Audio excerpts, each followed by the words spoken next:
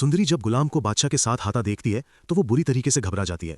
इसके बाद वो उनसे बचने के लिए भाग के गाड़ी की डिग्गी के पीछे छुप जाती है। जिसके बाद गुलाम जब अपने घर क्वार्टर में पहुंचता है तो वो गाड़ी की एक डिग्गी खोलता है तो सुंदरी वहां पर मौजूद नहीं होती। खाली डिग्गी देखने के बाद गुलाम के तो जैसे होश ही उड़ जाते हैं। उसके बाद वो खासा परेशान हो जाता है। वो भागता हुआ बादशाह के पास जाता है और उसे बताता है, बादशाह यार सुंदरी पता नहीं कहाँ चली गई है, वो गाड़ी में नहीं है। जिसके में बादशाह फौरन अपनी गाड़ी में बैठकर उसे ढूंढने निकल जाता है। इसके बाद वो अपनी पूरी पावर का इस्तेमाल करते हुए सुंदरी की मोबाइल की लोकेशन लिखवाता है। इसके बाद तभी वो लोकेशन ट्रैक करते हुए सुंदरी के पास पहुंच जाता है। जिसके बाद बादशाह जो अपनी मोहब्बत को बिल्कुल अकेला डरता हुआ देखता है, अब ये देखने के बाद वो भी हैरान रह जाता है। जिसके बाद वो उसके पास जाता है, उसका हाथ पकड़कर जबरदस्ती अपनी गाड़ी में बिठाने लगता है। लेकिन सुंदरी जिस पर चीखते हुए कहती है, छोड़ो मुझे, मैं तुम्हारे साथ कहीं पे भी नहीं जाऊंगी। इसके माँ वो रोते हुए कहती है, मेरे अब्बू आशिक अली ने तुम्हारी वजह से ये शेर छोड़ा था, फिर तुमने मुझे किडनैप कर लिया था इसी डर से। आशिक अली का नाम सुनने के बाद बादशाह को इस चीज का पक्का यकीन हो जाता है कि ये लड़की कोई और नहीं बल्कि ये तो उसकी फुप्पू खुर्शीद की बेटी है। इसके बाद वो उसे जबरदस्ती अपने साथ हवेली ले आता है। जिसके बाद वो सीधा अपने अब्बू जानदार के सामने सुंदरी को लेके जाता है। जिस पर वो उनसे बोलता है, अब्बू आपने कहा था ना कि अपनी मोहब्बत को लेके आओ, मैं तुम्हारी उससे शादी करवा दूंगा, तो देखिए मैं अपनी मोहब्बत को ले आया हूं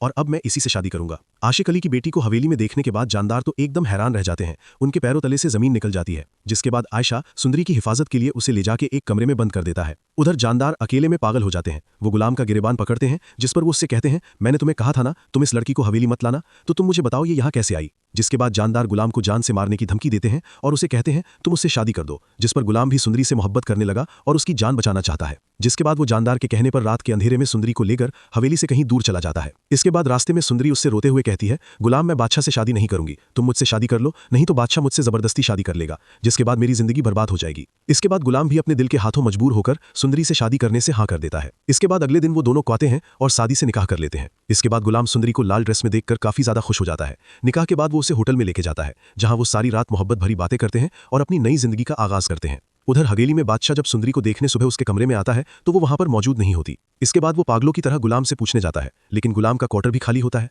इसके बाद जानदार बादशाह के पास आते हैं और उसे ताना मारते हुए कहते हैं, तुम गुलाम पे जितना यकीन करते थे वही तुम्हारी सुंदरी को भगा के ले गया है। ये सुनने के बाद बादशाह गुस्से में आग बबूला हो जाता है। जिसके बाद वो लोकेशन ट्रैक करके सुंदरी और गुलाम को होटल लेने पहुंच जाता है। जिसके बाद वो दरवाजा तोड़ के अंदर घुसता है और फौरन गुलाम को पकड़ लेता है। जिसके बाद वो अपने बंदों से कहकर गुलाम की खूब मार लगवाता है। जिसके बाद वो गुस्से में आकर अपनी गन निकालकर गुलाम की तरफ तान देता है। लेकिन तभी सुंदरी उसके सामने आ जाती है और चिल्लाते हुए कहती है, रुक जाओ बादशाह, अगर गुलाम को कुछ हुआ तो मैं अपनी जान ले लूंगी, क्योंकि सुंदरी सिर्फ गुलाम की है, मैंने इससे निकाह कर लिया है। ये हकीकत जानने के बाद बादशाह के हाथों से गन गिर जाती है। वो अपनी मोहब्बत को यूं तड़पता हुआ देखकर गुलाम की जान को बख्श देता है। जिसके बाद वो अपने घर पहुंचता हवेली में अपनी फुफ्फो के सामने उनकी शादी धूमधाम से करवाता है। इसके बाद वो अपने यार के खातिर अपनी मोहब्बत की कुर्बानी दे देता है। जिसके बाद वो अपनी अम्मी के कहने पर अपनी कजिन मुल्क से शादी कर लेता है। तो दोस्तों यहाँ पर आपको बादशाह की ये दोस्ती कैसी लगी? क्या दोस्त ऐसा ही होना चाहिए जो अपनी मोहब्बत की खातिर अपने प्यार को कुर्बान कर दे, या फिर दोस्त को अपने प्यार के लिए लड़ना चाहिए? इसके बारे में आपकी जो भी राय हो कमेंट्स में लाजमी बताइएगा। मुझे तो बादशाह का किरदार पसंद आया, आपको भी पसंद आया तो कमेंट में लाजमी बताइएगा। और बॉस वीडियो पसंद आई हो तो वीडियो को लाइक कर दें। अगर चैनल पे पहली बार आए हैं तो चैनल को सब्सक्राइब भी कर दें।